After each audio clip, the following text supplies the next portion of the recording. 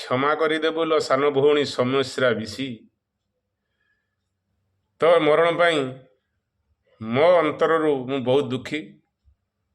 ଖାଲି ବାଲେଶ୍ୱର ନୁହେଁ, ସାରା ଓଡ଼ିଶାର ଲୋକଙ୍କ ମନରେ ତୋର ଯେଉଁ ଆତ୍ମହତ୍ୟା କରି ତୁ ଯେଉଁ ତୋ ବଳିଦାନ ଦେଲୁ, ସାରା ବାଲେଶ୍ୱର ତୋତେ ନମନ କରୁଛି।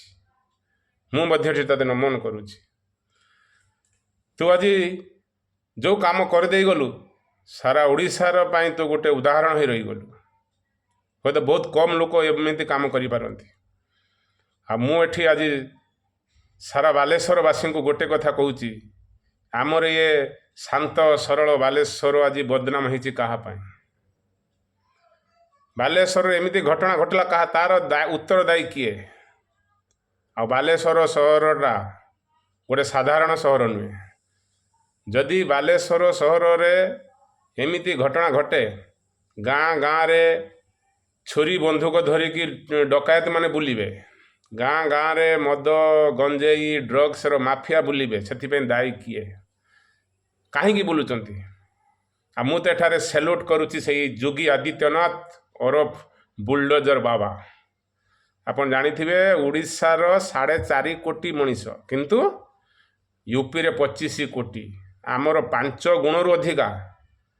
ଆଉ ୟୁପିରେ ଯେଉଁ ଗୁଣ୍ଡା ବଦମାସ ଗ୍ୟାଙ୍ଗଷ୍ଟାର 10,000 କୋଟି 9,000 କୋଟି 15,000 କୋଟି 900 କୋଟି 600 କୋଟି ଆଉ 500 କୋଟିରେ ଏବେ ଚାଙ୍ଗୁର ବାବାର ତାକୁ ଦେଖିଥିବେ କ'ଣ ଅବସ୍ଥା କରିଛି ଯୋଗୀ।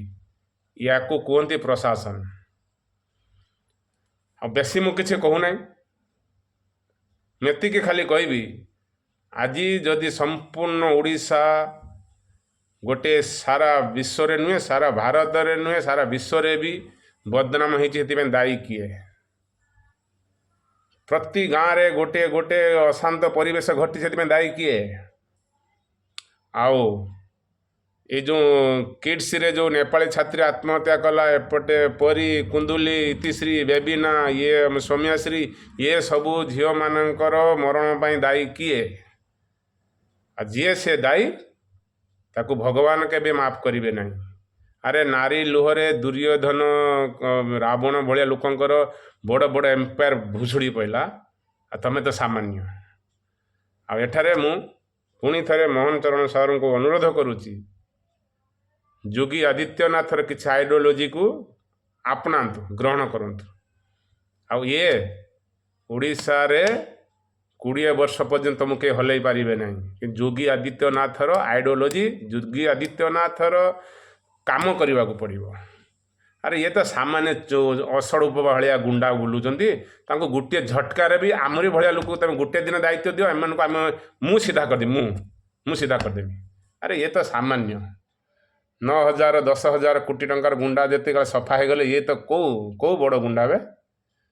ତେଣୁକରି ଟିକେ ଆପଣ ଧ୍ୟାନ ଦିଅନ୍ତୁ, ବାକି ସବୁ କାମ ଆମେ କରିନେବୁ, ଆପଣ ଖାଲି ଟିକେ ଧ୍ୟାନ ଦିଅନ୍ତୁ। ବାସ୍, ରହୁଛି।